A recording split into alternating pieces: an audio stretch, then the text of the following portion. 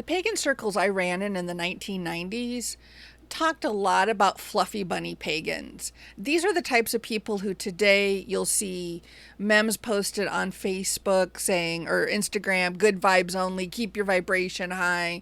Basically talking about not letting things get you down or bring down your vibration.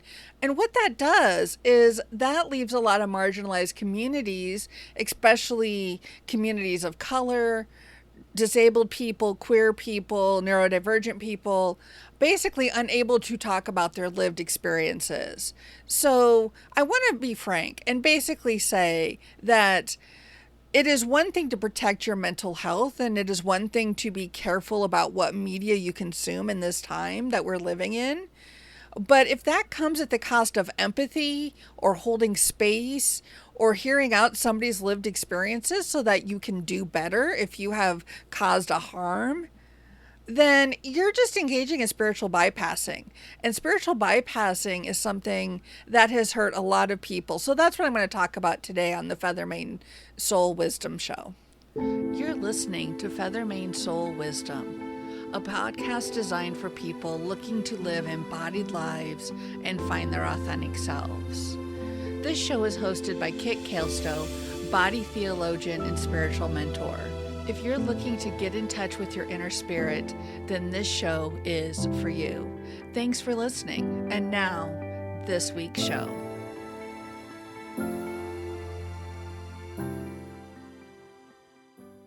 Hello and welcome to this week's episode of the Feathermane Soul Wisdom Show. I'm Kit Kaelstow, your host. Today I want to talk about spiritual bypassing.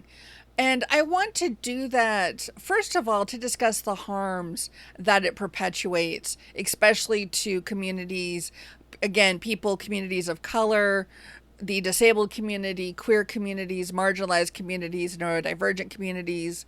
Basically, if you are not a part of the social norms, and there's air quotes around that, I know this is audio only, but here are the air quotes around norms, then a lot of times when you're explaining your lived experience, that is being dismissed, and it's being dismissed with spiritual bypassing. So let's dive into this topic because I think it is super important right now, given what we are living through and what we're experiencing, to understand what spiritual bypassing is, and us also understand in terms of protecting our mental health, taking care of ourselves, what it isn't. So, spiritual bypassing was actually a term introduced in the mid-1980s by John Welwood. He's a Buddhist teacher and psychotherapist, and his book, Toward a Psychology of Awakening. And this is a book, I've actually got it on my to be read pile. As soon as I looked it up, I went, oh yeah, I got that book. And I also want to talk a little bit about what he wrote with a co-author, Tina Fasella, in an article in Tricycle, which is a Buddhist review magazine. And the article is called Human Nature, Buddha Nature, an Interview with John Welwood. And I'm just going to read this quote to you before I get into like a formal definition of spiritual bypassing. Being a good spiritual practitioner can become what I call a compensatory identity that covers up and defends against an underlying deficient identity where we feel badly about ourselves, not good enough, or basically lacking. Then, although we may be practicing diligently, our spiritual practice can be used in the service of denial and defense. And when spiritual practice is used to bypass our real-life human issues, it becomes compartmentalized into a separate zone of our life and remains unintegrated with our overall functioning. And then he goes on to say, in my psychotherapy practice, I often work with Dharma students who have engaged in spiritual practice for decades. I respect how their practice has been beneficial for them. Yet, despite the sincerity as practitioners, their practice is not fully penetrating their life. They seek out psychological work because they remain wounded and not fully developed on the emotional, relational, personal level, and they may be acting out their wounding in harmful ways. And so, where I really want to draw our attention is that when spiritual practice is used to bypass our real life human issues, it becomes compartmentalized in a separate zone of our life and remains unintegrated with our overall functioning. And then I also want to come back to the sentence before that. Our spiritual practice can be used in the service of denial and defense. So the truth is, the world is on fire right now. And, I'll be honest, I was on social media doing a bit of scrolling before I started recording this. And I was like, whoa, I've got to stop. Because one, these are things that I have no personal control over for a variety of reasons. And two, I can't, I can't say that word today. I can't think the worst case scenario about what is going on. And in fact, I'm going to apologize because I think my ingesting the news is affecting some of my neurodivergence and making it hard for me to find words, which is not fun when you're a podcaster. So I want us to hold in our minds the denial and defense part of that statement and the compartmentalization part of that statement. The official definition is spiritual bypassing is a tendency to use spiritual ideas and practices to sidestep or avoid facing unresolved emotional issues, psychological wounds, and unfinished developmental tasks. And so what that is, in plain speak, when you come to somebody, either when you're explaining your lived experience online, this can happen from a random person. You could be going to your clergy, to somebody who shares your faith and discussing what you're dealing with, what you're feeling. And the person may say phrases like, well, God doesn't give you more than you can handle. Or God must have given you this to teach you a lesson. When I experienced abuse, I went to a high priestess who told me, well, the goddess must want you to be abused so you could learn a lesson. That is some big time hella spiritual bypassing. And in fact, psychology today tells us that some signs of emotional bypassing are not focusing on the here and now, overemphasizing the positive and avoiding the negative, aka good vibes only, being self-righteous about the concept of enlightenment. Well, I keep my vibration high, and so that's why I'm able to manifest what I want. Being overly idealistic, having feelings of entitlement, see my previous statement, and pretending that everything is okay when it's not. And so as we work to deconstruct spirituality and as we work to deconstruct spiritual stories that we have been told, a big spiritual story that me as a member of the disability community, what I was told was, my family said it all the time, God doesn't give you more than you can handle. And of course, the immediate knee-jerk response to that is, excuse me, how can I tell God that I've got enough and I can't handle anymore? Because that does two things. One, that takes away my agency, and that's a whole nother podcast. But also, God doesn't give you any more than you can handle, focuses more on the spiritual and not on the day-to-day. And it also denies the person support. Telling somebody that they must have went through something awful. In my case, it was abuse from clergy. Something horrible. Telling them this and then saying, well, that must have happened so you can learn a lesson. Sweetheart, there are other ways to learn lessons. Get a pamphlet, give me a book, shoot a short YouTube video. There are ways to understand the lessons that we need to learn in life without going through some really bad shit. And I also think, again, and this comes across as somebody who has spent a lot of time in the pagan and the new age world, that a lot of the good vibes only, keep your vibration high, a lot of that is spiritual bypassing.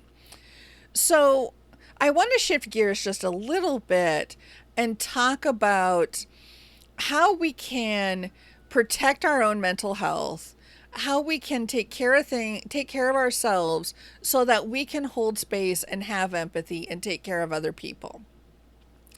As I said in the little teaser at the start of this episode, I want to first of all say that if at any time your spiritual practice causes you to lose sight of the fact that we are all humans having this human experience together, and even if we are not all in the same boat having this experience, we can have compassion for people in other boats. If your spirituality forces you, or you choose to use your spirituality to deny empathy and compassion and holding space, when you are able to do so, when you're sufficiently resourced, sufficiently supported by your community to do so, that, if you're denying empathy and compassion, then I am sorry. While I truly believe that there is no one true way, I'm not sure that that's a way that I would want to be on, or that I think anybody else should be on, if it denies other people compassion, if it denies empathy, if it denies our shared humanity. And so, when you think about that, so I said some important things there. I said holding space when you are sufficiently resourced, sufficiently supported by your community, and sufficiently able to do so. When you are in a marginalized community, you are quite often lacking one of those sufficients. You quite often are under-resourced. Disabled people, neurodivergent people are far more likely to be living in poverty and needing mutual aid than other individuals. Queer and especially trans folk are very much more likely to be living in poverty than cisgendered queer people. That is a big issue. If you are still trying to reach, sustainability to where you have food, shelter, clothing, and where you have at least like one other person or one other outlet to find community, if you're struggling for all of that because of various reasons, then you may not have the ability to hold space or to take on the burdens for other people. Now, this doesn't mean that you can deny them empathy or general humanity. No. You still need to have, hey, I understand you're going through a hard time. I am too. And again, use the referral. I can't, I can't help you in this moment, but here's somebody who can. I'm not sure how to deal with this information. Here's somebody who can help. And that is a good option. And being honest with people. And I think spiritual bypassing, I talked about safety in the previous podcast. Spiritual bypassing really denies that sense of safety. When a good friend comes to you, or even if, somebody you don't know comes to you and says, hey, because of your social media profile, because of what you do online, I've got a problem, I need help. You can, there's ways to have that shared humanity and to have that empathy and compassion when you have no spoons, when you are completely under-resourced or under-communitied. And so spiritual bypassing kind of takes away that honesty to be able to say, hey, I hear that you're going through, I see and understand and hear that you're going through a rough time right now. I am so sorry that you're having to deal with that. That sounds like it sucks. I too am going through a hard time. I'm struggling to take care of myself right now. I'm not sure I have the ability to take care of someone else as well. Let's see if we can find some answers. Here's some places that have helped me. Here, ways to hold space. Do you just need somebody to listen? And there's different ways of finding community and finding empathy. And I'm aware that my words are kind of fumbling today. I'm not sure I'm coming through this with a direct line of thought. But when you tell somebody, yeah, God, that sucks, but you know what? Love and light, baby. Keep your vibes high, good vibes only. You'll get through this. that completely denies that person's lived experience. And that also tells them that you're not a safe person. You can say, I am not consuming any news media right now because I'm focusing on taking care of myself. When somebody says, hey, did you hear about this latest blah, blah, blah? It's like, I heard a little bit about that. I'm trying not to consume media right now because of my own mental health. I'm making these changes for my own mental health. Safety is a compact. When somebody uses spiritual bypassing, they break that agreement. They break that safety.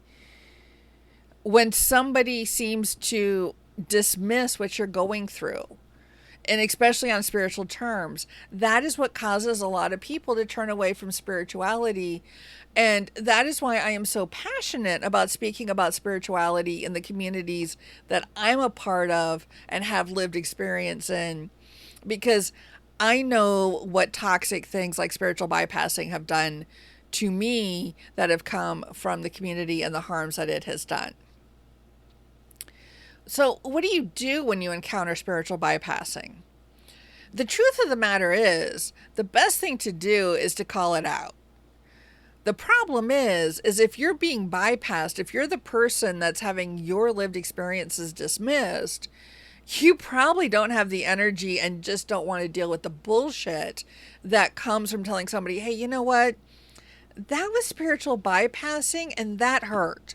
That didn't feel good. You dismissed my lived experience, because that's going to get that person most likely, at least in my experience with the whole good vibes only, love and light people, that's going to get them very defensive. And unless they're willing to do some self-reflection, then that's going to be a very difficult conversation for everybody involved. And so, you have to spiritual bypassing isn't just them dismissing you. It also means that you have to deal with feeling not validated, which, depending on your past, depending on what trauma you've endured, that may be a trigger for you. I know for myself, when I feel like somebody's dismissing my pain, that's a big trigger for me, because I have been bypassed and dismissed in the past. And I feeling invisible and forgotten is not a good feeling, and that is certainly one of my triggers. And so, you have to deal with the fallout from that, which means you then have to manage additional nervous system regulation, additional mental health concerns, additional thoughts and feelings that come up with you. And so that person that spiritually bypassed just basically bypassed or completely ignored any sense of community or emotional labor and immediately forced you to do more work. So when you experience spiritual bypassing, I would say please identify that in your own mind. Be aware. Hey, this is spiritual bypassing. If you have communities, if you have spiritual people that you trust, say, I experienced this. Does this sound like spiritual bypassing to you? It feels like spiritual bypassing to me. And getting that second opinion, if you feel like you need it, getting that validation that, yeah, that was spiritual bypassing, that was not a good response, is a good way to help you recognize toxic patterns in spirituality, so you can then reclaim and go, okay, that's not something I want to engage in. That's not something that I want to deal with. I would also say turn to your community. The truth of the matter is, and I'm just going to use the neurodivergent community and specifically the actually autistic community. And by that, I'm including self-diagnosed, self-suspected, not just actual diagnosed autistic individuals, because there's a whole lot to unpack there. But in the autistic community, we all talk amongst ourselves, and there is a big difference between somebody who has lived experience as an autistic person, especially if you were late diagnosed, and what you have experienced. Somebody who's friends with, a parent of, knows an autistic person, but doesn't have that lived experience themselves, and somebody who thinks they know about the autistic community.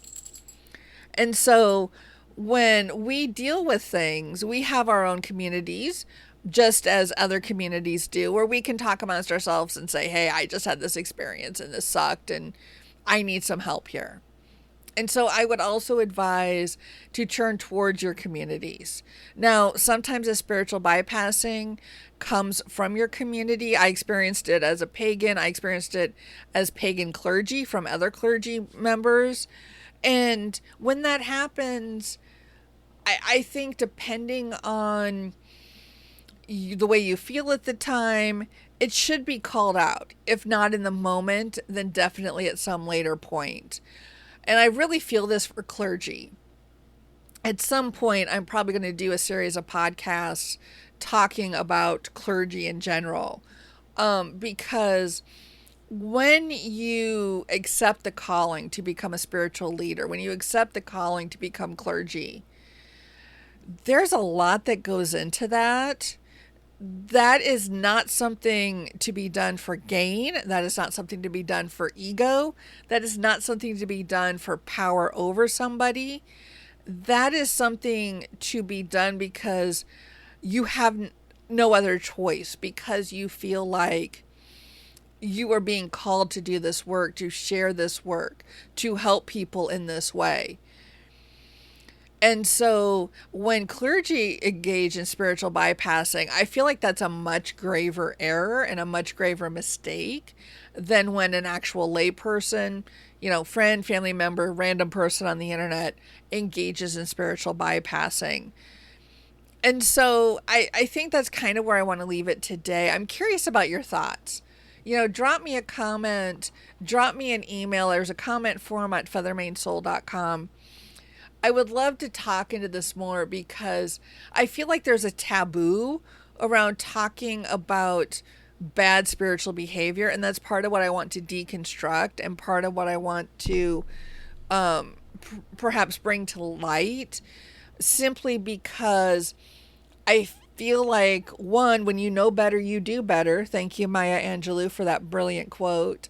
But also, there's no excuse not to do better. And especially if you're clergy, if you're taking that step to actually serve and be of service, then it's very important that we do better. And it's very important that we set an example. And so thank you so much for listening today. Thank you so much for bearing with me.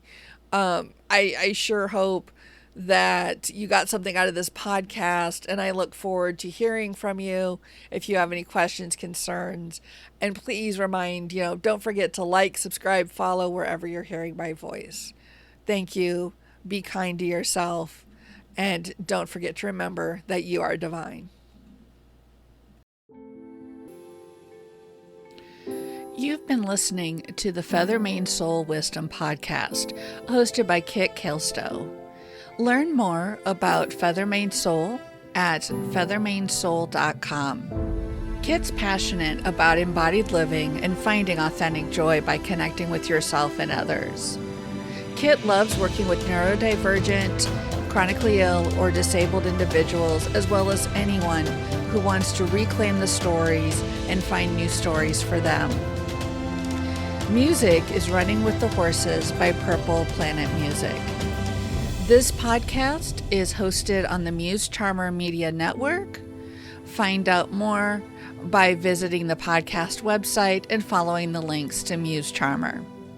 Please don't forget to like, subscribe, or follow the podcast at your favorite podcast listening or social media site. Thank you.